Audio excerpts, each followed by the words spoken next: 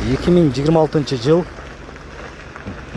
15 июнь күні саат 20:00 чамасында Чоң Фергана каналына екі жаран түшіп кеткен.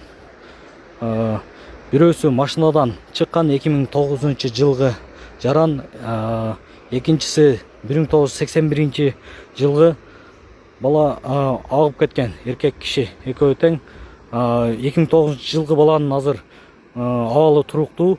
Бул жерде издөө куткаруу иштери жүрүп жатат. Өзгөчө кырдаалдар бөлүмүдөн 15 куткаруучу, райондук ички иштер бөлүмүдөн 14 кызматкер, жергиликтүү тургундардан 100дөн ашуу издөө куткаруу иштерин жүргүзүп атат.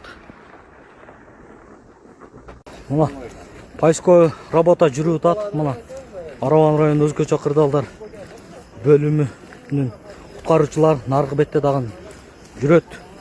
Азыр жыйынтык жок азыркы убакытка.